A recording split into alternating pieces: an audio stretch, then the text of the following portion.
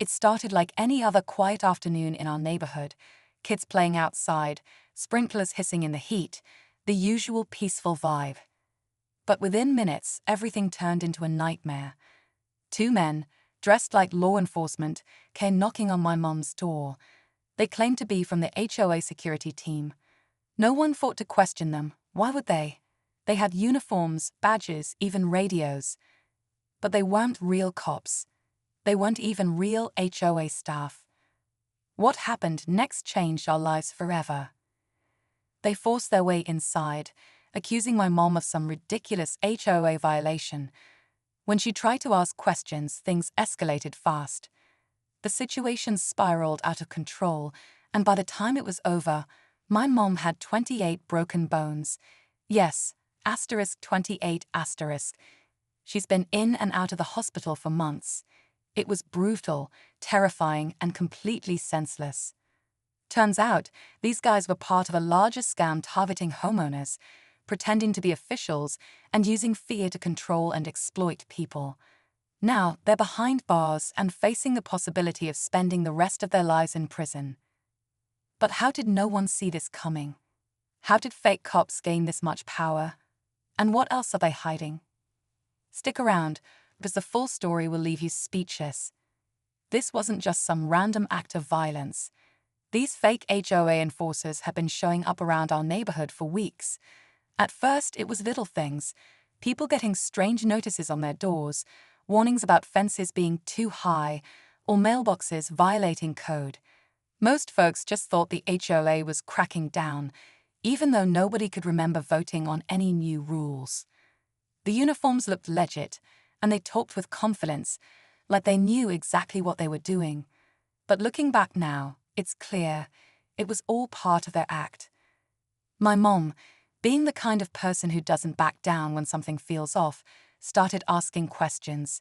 She called the real HOA board, who had no idea what she was talking about. That's when she knew something was seriously wrong. But before she could dig deeper, they came to her door. What's even weirder is how much they seemed to know about her schedule, her routines, even that she lived alone. Someone had clearly done their homework. We later found out they'd been watching certain houses, taking notes, pretending to be helpful neighbors, but none of it was real. And the deeper we looked, the more we found. This wasn't just about our street. It wasn't even just about our town. There's a bigger story behind all of this. After what happened to my mom, we started connecting the dots, and what we uncovered just kept getting darker.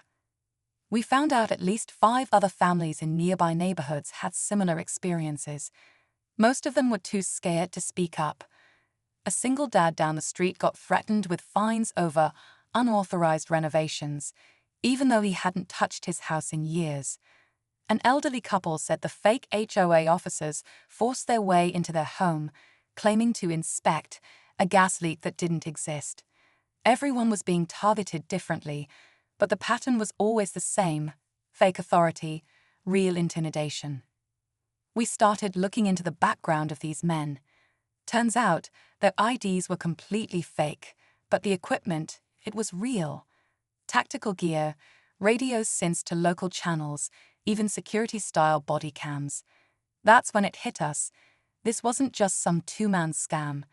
They had funding, resources, maybe even people helping them from the inside.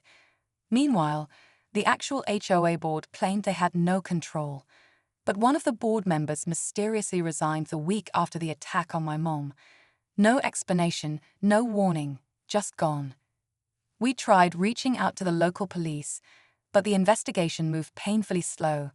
Too slow. It felt like every time we got close to the truth, something or someone pulled us back, and we still didn't know why we were targeted or who might be next. Things really hit a boiling point when we found a hidden camera near our mailbox, tucked inside a fake landscaping light. It was wired to a battery pack and pointed directly at our front door. That's when it stopped feeling like just a scam and started feeling like we were being hunted. We weren't just dealing with fake HOA cops anymore. This was organized, calculated, and creepy beyond words. We turned the camera over to a private investigator a family friend recommended, someone who used to work cybercrime. Within days, he confirmed the footage had been accessed remotely, multiple times. Whoever planted it wasn't just watching, they were recording, saving, maybe even sharing it. And it wasn't just our house. Another neighbor, someone we barely knew, found a nearly identical device outside their garage. This web was bigger than we ever imagined. Meanwhile, my mom was recovering, but she was living in fear. She couldn't sleep. Every time a car slowed down near the house, she'd tense up. We started noticing strange vehicles parked down the block late at night. Sometimes they'd drive off when we got too close. It was like we were living in a movie, except it was real, and it was happening right in our own neighborhood. And then we found a name. A real one. A link to someone we never expected. That's when everything started to unravel. The name we found wasn't just a random connection. It was someone my mom had trusted for years. A man named Gary, who used to be on the HOA board and even helped organize neighborhood events. He'd been in our home, smiled at our family cookouts, always came off as friendly and helpful. But when we ran his name through some public records, things got weird fast. He had changed addresses 3 times in 2 years. No steady job history. And a few court records that had been sealed. That's when the investigator dug deeper. And that's when everything started getting dangerous. Right after that discovery, the investigator's car was broken into outside his office. Only one thing was taken, the USB drive with the camera footage. His computers, expensive gear, all untouched. It was like they knew exactly what they were after. That same night, someone rang our doorbell at 3 a.m. and disappeared before we could even reach the porch.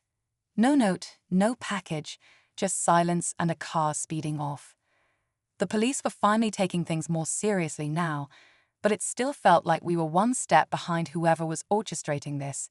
And the scariest part, Gary wasn't missing. He was still in the neighborhood, acting like nothing happened, smiling, waving, like we didn't know what we knew. But now we had to ask, was Gary the mastermind, or just a pawn in something even bigger? We finally had enough. With the investigators' help, we gathered everything, photos, footage, statements from neighbors, and handed it all to a local journalist we trusted. Once the story went public, everything moved fast. Within days, law enforcement swarmed Gary's house. What they found was shocking. Blueprints of homes in our neighborhood, fake HOA documents, uniforms, even audio recordings of private conversations. Turns out, Gary wasn't working alone. He was part of a larger group running an identity scam operation, using fake authority to gain access to homes and personal data. 3 more arrests followed. The 2 men who broke into my mom's house were caught in another state, trying to run. One of them had a notebook filled with names and details, like a hit list of who to target next. It was horrifying, but at least it felt like justice was finally happening. My mom cried when she heard the news, not out of relief, but because she finally felt safe again, even just a little. But here's where the twist comes in. While going through the evidence, investigators found a wire transfer, money sent from an out-of-state shell company. Traced back, it led to someone we never suspected, a current HOA board member, still serving, still smiling at meetings. They had helped fund it all. So yeah, the nightmare might be over for now, but the story, it's not done yet. In the weeks that followed, the truth finally started coming out. That board member was arrested and charged, along with the rest of the group. Turns out, they'd been exploiting HOA systems in multiple neighborhoods, using insider info to choose targets and cover their tracks. It wasn't just about control or intimidation. It was about stealing identities, accessing bank info, and flipping houses under fake names, all while hiding behind the image of community leadership and neighborhood safety. My mom is still healing, physically and emotionally, but she's stronger than ever. Our neighborhood pulled together in a way I never expected.